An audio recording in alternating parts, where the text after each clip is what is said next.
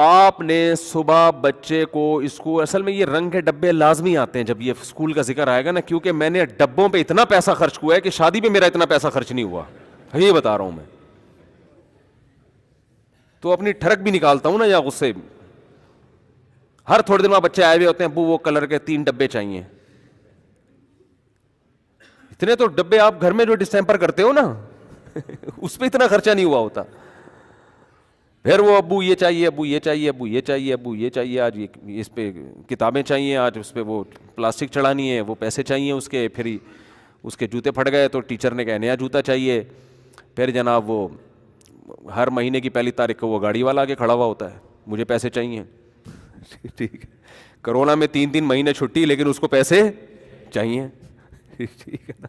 ارے بھائی خیر، تو چلو یہ سب چیزیں ہیں، لیکن رنگ کے ڈبے اس پہ سب سے زیادہ کھلتا ہے کہ رنگ کے ڈبے کیوں چاہیے تمہیں، کلر کے ڈبے نا، نیلا کلر، پیلا، اور کیلے پہ بھر رہے ہوں گے بیٹھ کے.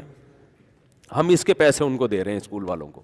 خیر، آپ کیسے پھر نکال کیوں نہیں لیتے؟ تو نکالنے کے بعد کوئی ہوم اسکولنگ کا سیٹ اپ ہو تو نکالے نا، کوئی آلٹرنیٹ ہی نہیں ہے نا، مجبور ہے. تو ہم تو کہہ رہے ہیں کوئی ایسا خاندانی آدمی شروع ہو جو یہ سلیبس کو چینج کرے.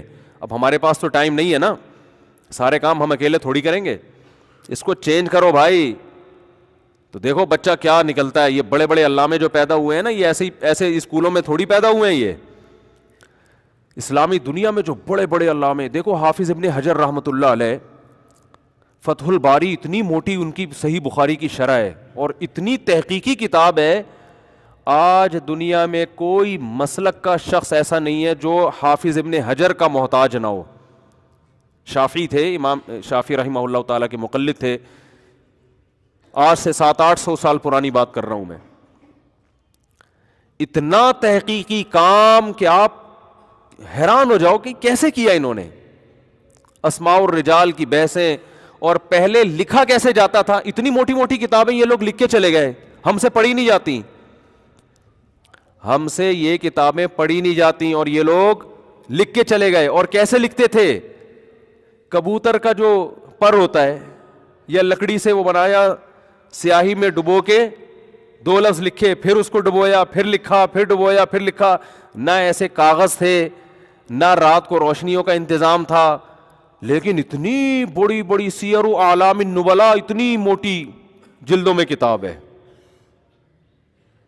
ہزاروں حدیث کے راویوں کی سیرت اور ان کے حالات لکھے ہوئے ہیں اس میں. کیسے لکھ لیے بھائی ان لوگوں نے؟ اتنی صلاحیت کیسے پیدا ہوئی؟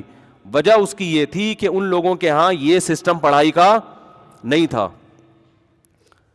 تو یہ بڑے بڑے علامے جو پیدا ہوئے ہیں نا علماء میں بھی، اب دینی مدارس کا رزلٹ بھی کوئی اتنا اچھا نہیں آ رہا.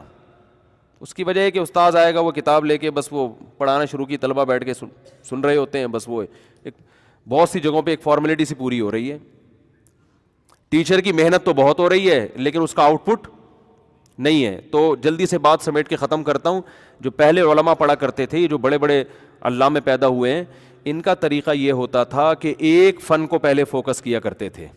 جیسے بچہ جب پڑھنا شروع کرتا تو سب سے پہلے اسکول نہیں تھا، نہ مدرسہ. باپ اگر عالم ہے تو وہ پڑھائے گا. وہ کہے کہ جو مجھے آتا ہے پہلے وہ سیکھ لو، پھر جو مجھے نہیں آتا اس کے لیے میں آپ کو کسی اور استاذ کے پاس بھیجوں گا. تو اس میں سب سے پہلے ان کو عربی گرامر سکھائی جاتی تھی، صرف اور نحو. اس کے علاوہ کوئی دوسری کتاب نہیں تھی، تاکہ بچہ صرف ایک ہی فن کو فوکس کرے. پھر اس کے بعد عربی ادب پڑھایا جاتا تھا، عربی ادب میں مہارت ہوتی تھی. پھر اس کے بعد ان کو حدیث پڑھائی جاتی تھی، بنیادی کتاب، اور تفسیر پھر پڑھائی جاتی تھی. پھر اس کے بعد فقہ کی طرف آتے تھے. پھر جب فقہ کی کتابیں چل رہی ہیں تو صرف فقہی مسائل کے علاوہ کچھ بھی نہیں. اصول فقہ کی طرف آئے تو اصول فقہ کے علاوہ کچھ بھی نہیں. پھر آخر میں جب یہ، اور فقہ کے دوران احادیث بھی چلتی تھی.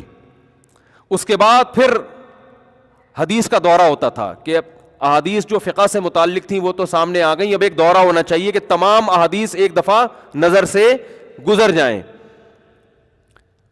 آج 6 کتابیں ایک ساتھ تھوپی ہوئی ہیں. ایک کتاب سے ابھی دماغ ہٹتا نہیں ہے، دوسرا پیریڈ شروع، ٹھیک ہے نا. اب وہ ٹاپک، اب وہ سبجیکٹ، پھر تیسرا، پھر چوتھا. تو کسی ایک میں بھی ڈھنگ سے مہارت حاصل نہیں ہوتی، نہ اس کچھ بھی نہیں آتا اس کو.